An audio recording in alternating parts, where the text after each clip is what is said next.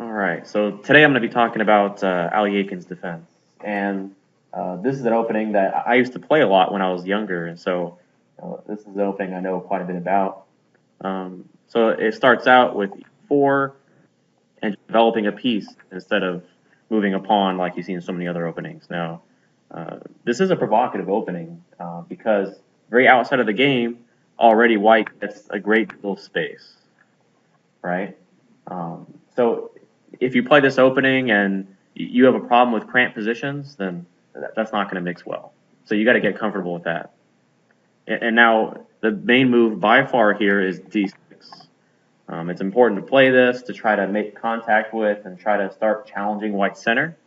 And you also want to open a line development for that bishop, right? So now already there's kind of a fork in the road. So there's two kind of big main moves here.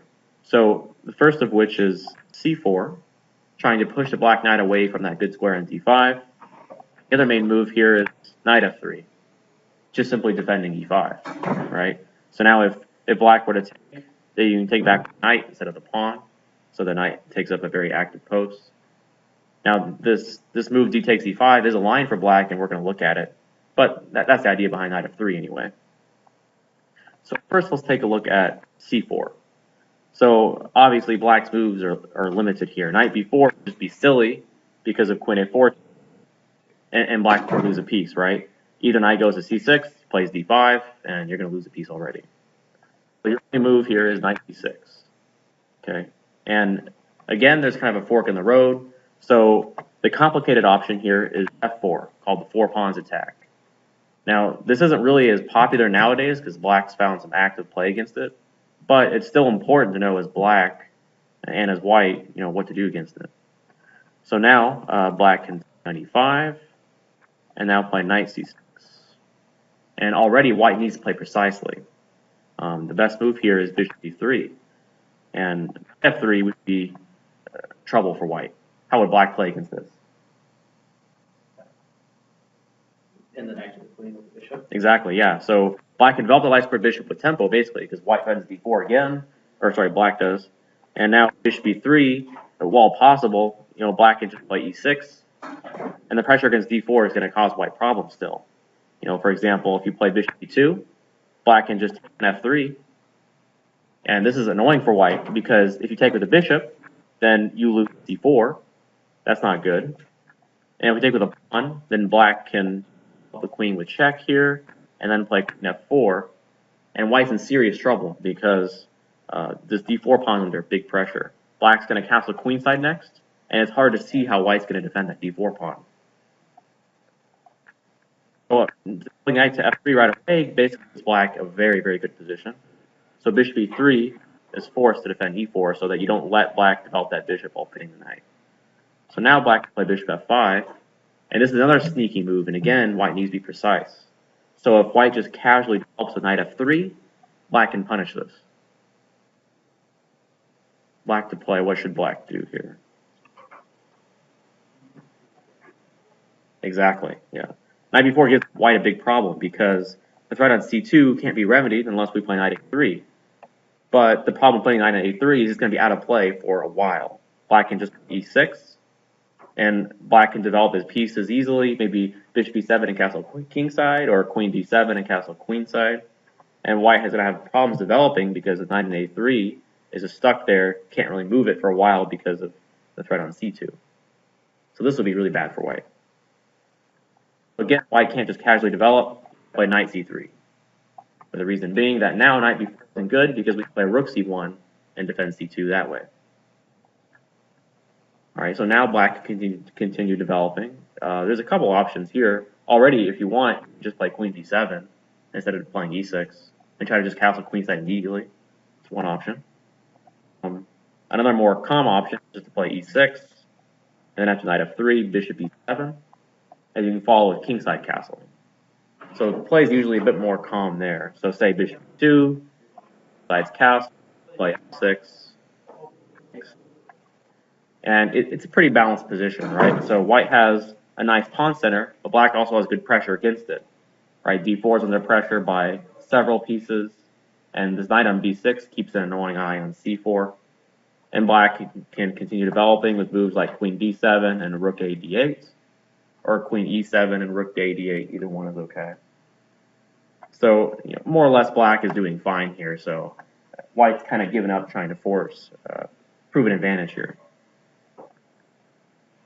And just the other option here is you can queen b7 and castle queenside.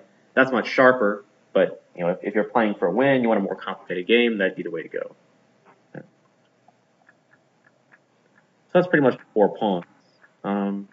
It's something you guys might face a lot because it's so tempting, right? Since you can duel the gigantic pawn center, a lot of people just will. Okay?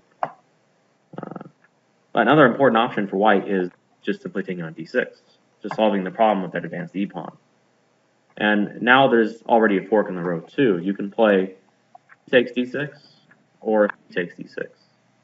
So my preference is for e takes d6 because white has an annoying setup against c takes d6 that I don't like. And we're going to look at that first. So if c takes d6, white can play knight c3. And now the most active way of playing for black is move g6, right? Queen took that, but make it 2. Yeah, queen takes d6. It doesn't immediately lose because you can remedy the fork on c5 with check. But your queen is not well placed on e6, right? White can just play b2 and knight f3. And it's like a normal position pretty much, except your queen is on e6. It just doesn't make sense, right? You want to put your queen in front of your pawns like that. So yeah, that's why e takes and c takes are your main options here. Anyway, so knight c3, now g6. The bishop would be really powerful on that long diagonal, so black must put it there. But now white can play bishop e3, and then rook c1. These moves may seem a little bit weird, but bishop e3 guards d4, and the rook on c1 guards the knight.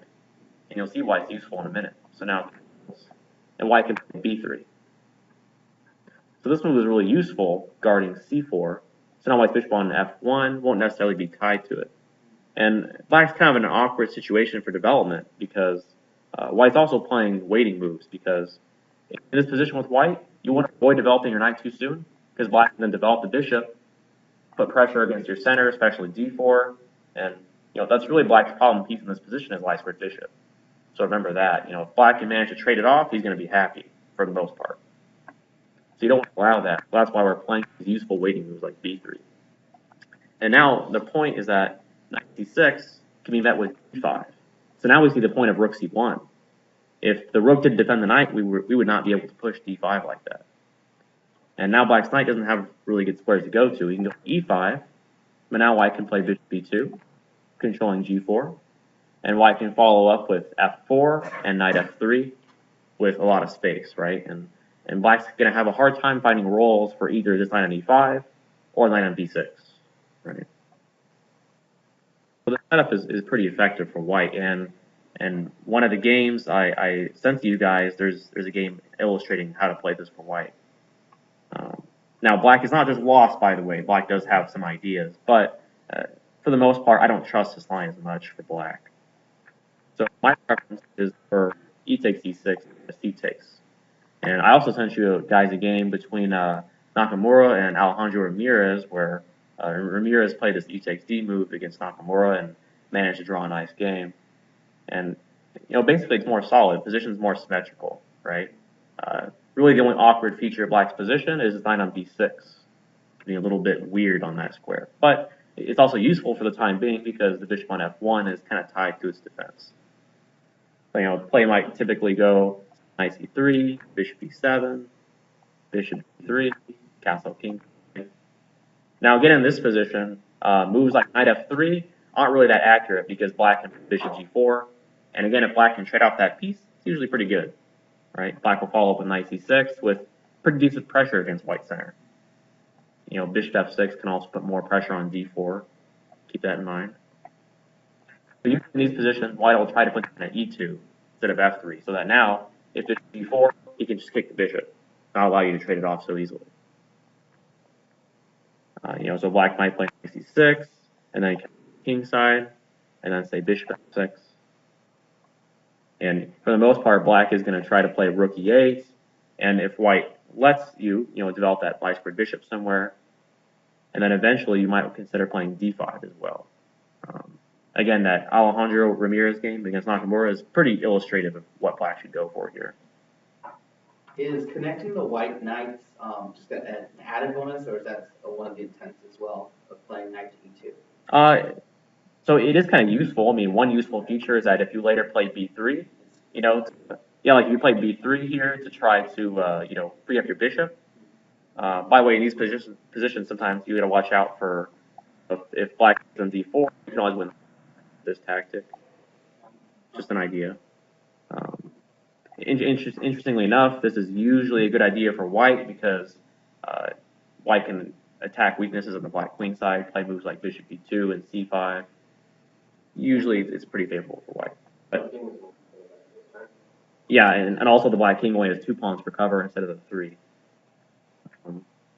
Yeah, like in this position, if b3, the nice thing about knight on d2 is that now you can play d5, and you don't have to worry about the knight on c3 because his buddy defends on e2. Okay. So it's definitely useful.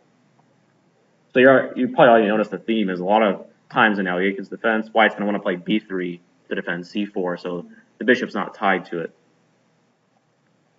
Okay, so that's e takes d. Okay, now come back. So another big option for white here is knight f3, right?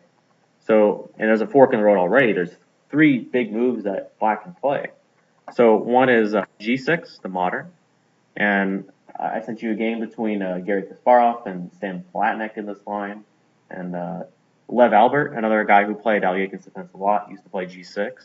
So there's lots of samples you have for figuring out how to play for black. It's not my preference because it's really dangerous. I mean, that Kasparov game is a good example of how it's dangerous. You know, bishop c4 here just makes a very complicated game. Knight b6, bishop b3, say bishop g7, and now knight g5, and at least a very messy position. It's not necessarily bad for black, but it's not my taste anyway. So unfortunately, I don't really know a whole lot about this one. So, the main moves that I've always played and that I'd recommend are either g4 or taking e5. And taking on e5 has had some success lately. Carlsen beat Topalov back, and I think it was 2008, 2009, and also Kamsky had a nice game as well against Alexander Grischuk. So d takes e5 has been getting some traction lately. But bishop g4 was a choice of Fischer against Spassky in their World Championship match. I think Fischer played it a couple times against Spassky and won 1 and drew 1, so he did pretty well with this one. So the point of bishop g4 obviously is you want to play e6 to develop the bishop d7, so you're getting the bishop out of the pawn chain first. Okay. So bishop b2, unpinning the knight. So now if d takes c, white could again just take the knight. e6, castle, bishop e7, black's just developing simply, trying to get castled. Now c4, kicking the knight out of the center. Knight back, knight c3, pulls. Now just a point, as white refrain from taking on d6 too early, it's not usually good in these positions. And as black, don't worry either. You can take on d6, and now say bishop d3, d5, now c5. And here an important point, a fine move for black here is knight c8. It may look bizarre to retreat the knight back there, but the point is you're going to pile up on b4. So say, for example, here white plays h3, you could take the knight, and then play bishop f6, and you're going to play knight c6, knight ce7, and then knight f5, and you're going to try to pile up on that d4 pawn. So it's going to be a little bit annoying for white to defend that. Taking on d6 early usually isn't that good for white, and just keep in mind that knight c8 to e7 maneuver for black if you face that. So a bigger move for white here is bishop e3, a useful move guarding b4, and now the point is that the natural developing move knight c6 for black isn't that good because now you can take and d5 and stop black from playing it himself. So this line isn't as good for black. So that's why you see d5 here played a lot. All right, closing the center, and of course here white's not going to take on d5 because if the knight takes, black controls the d5 square, right? So white can play c5. And again, there's a couple choices. So taking knight f3. Taking f3 is useful to try to put a knight on c4. So if f3 here, you can play knight to c4, right? Which is just a nice square. And if white tries to kick you, you can take on e3, right? So you'll see g takes f3 played a lot here for the sake of just defending c4. So now if knight c4 is not so good, because white can take and that pawn is going to be hard to defend, right? So now knight c4 isn't good, so black has to move the knight somewhere. Where do you think the knight's going to go?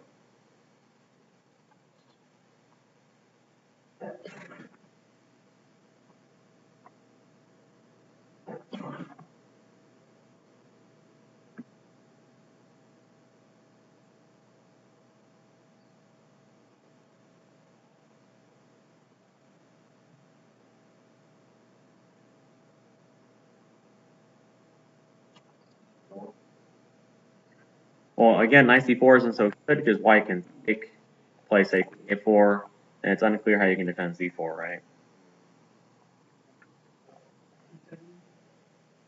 So knight d7, may seem like a decent idea, but the problem is the knight doesn't have a future there. e5 and c5 are well shored up, and you can't really weaken them further.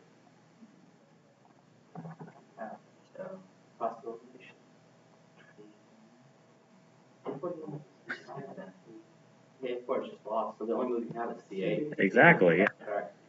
Noticing a theme, right? Yeah. So just like I was talking about before, we dropped the knight like c8, exactly the same idea here. So a lot of times in these positions, you'll see black play bishop h4 and then knight e7, and you have the f5 square for that knight, which is a really nice square. Kind of put a piece on the king side and block white's possible attack, and you're also attacking d4 there, right? Much better square than d7, where you're not really doing anything useful. So it's important, it's so thematic in Alekhine's defense, bring that knight back to c8, not d7, so you can reroute it to e7. So remember that maneuver. All right, and there's a nice game between Fischer and Spassky in this line to show you some ideas there. Okay, I'm going back. Now, of course, like I was saying, the other move here, he takes e5. So now knight takes. Now c6. Now c6 may seem weird, but you have to do it for tactical reasons, basically. So knight d7 is possible, but it's very risky. Is there a smothered music? No smothered may, but it's just very risky. So the point is, you can play knight takes f7, and now king takes, and queen h5, forking king and knight, right? So now the only move to save the piece is to go to e6, but it's very dangerous. White can play e3 here, and black's king is going to be on the run for a while. So although if you look at this with a computer, the computer is not going to say white's winning. It's very hard to play black's position. So it's kind of like the fried liver. Although black can play it, it's not something you ever really want to do. It's just so hard practically, right? Your king's in the middle of the board. Just don't try it. That's why you see c6 being played here, because now you prepare knight d7, right? Because now, say, bishop 4, knight d7, knight f7 doesn't work since d5 is defended, right? So it's not a problem anymore. So usually, white goes back in this position, trying to avoid a trade of pieces. And then black has a couple ways to develop in this position. You can either play g6 and piankedel the dark square bishop, or if you want to play kind of more conservatively, you can play like b5 and then e6, and just develop your bishop to d6 and castle kingside that way. So there's a couple ways you can kind of handle this position.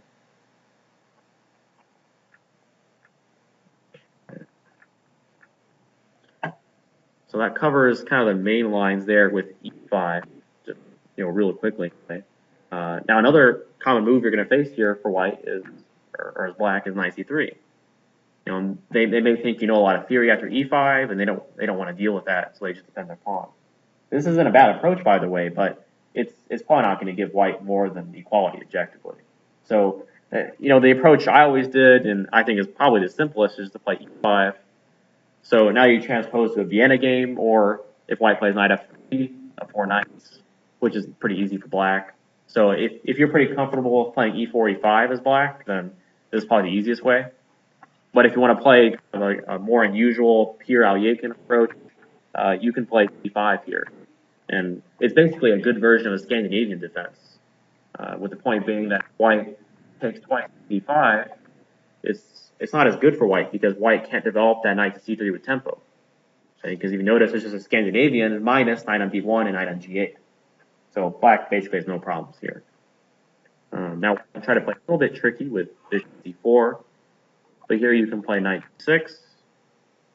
And just remember one more precise move. By the way, you don't want to play bishop f5 here because of queen f3, and it's awkward to defend b7 and f7 and f5.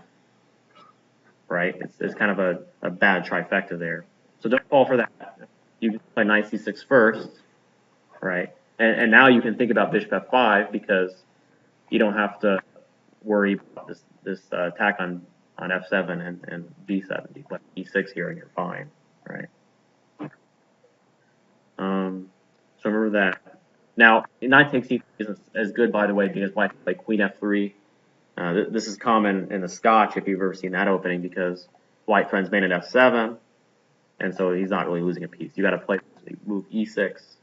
And although black is okay, it's not ideal because your bishop on c8 is awful, right?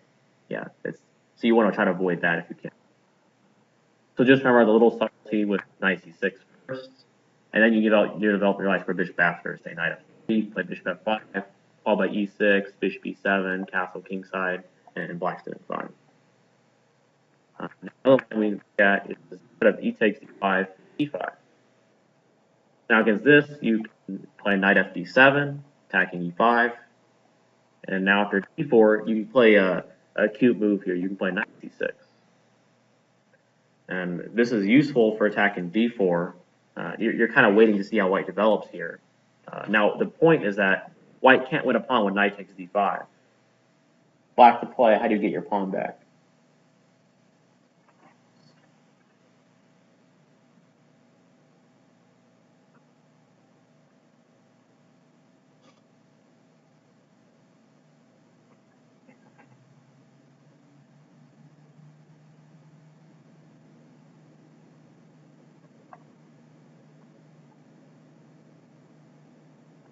You can take on e5.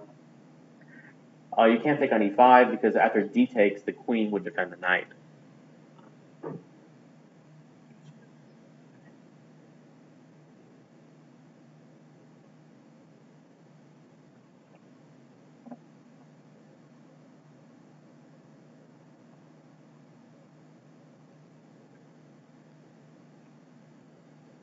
But e6.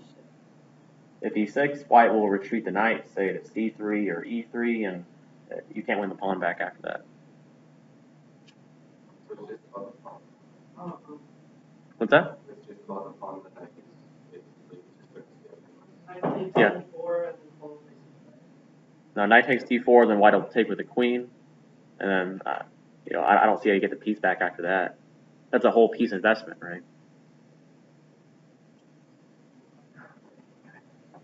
But knight to b6. Knight b6, you're on the right track, but white can play knight takes b6, and then play c3 after and defend d4. You have the right idea though.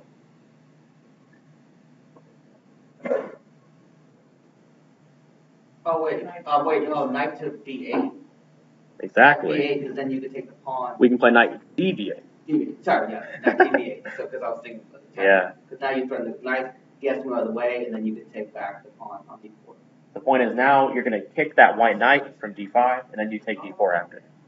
So now if the knight retreats either c3 or e3, you can play queen takes pawn, and you're equal there.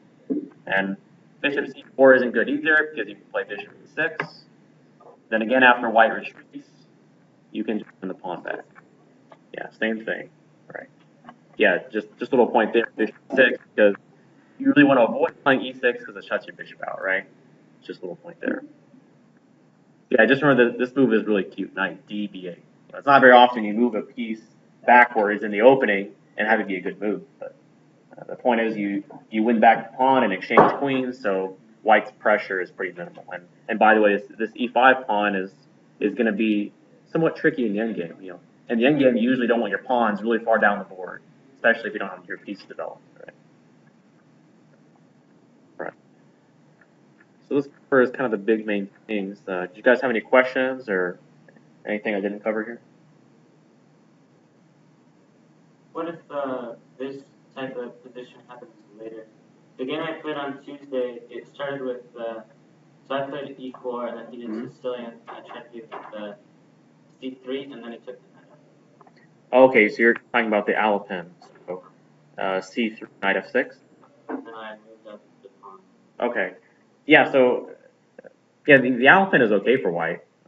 Although personally, I wouldn't necessarily recommend it. But it's really a better Alekhine for black. Think about it, because after e5, knight d5, uh, having c5 and c3 is useful for black to insert because it makes d5 more stable, right? Because c4 would make sense now for white because after say c7, d4 is like a permanent hold, right? So that wouldn't be good. So almost always you see people playing d4, but the problem now is that d5 is black's forever, right? You can't play c4 and kick that knight away. So it's essentially like a better Alekhine defense for black, although it's certainly playable for white. It's not bad. One Alekhine variation I was looking at on my phone, but it was, and then push pawn e5, and then and then they went c4. Oh, for away? Okay. So that's just back. And Mhm. so what's the continuation a little bit further with Well, that? So, you know, usually you'll see a transposition after d4, d6. okay. White can play an independent option with c5, And but then knight goes back to d5. yeah, it's really not so good for white because again, you have this d5 square. Okay. You know, say knight c3, you can just play c6, and then really it's fine for black. Okay. Yeah, the variations are very said though, right. Fine. Yeah, I mean, almost always your knight's going to go to b6 in this opening.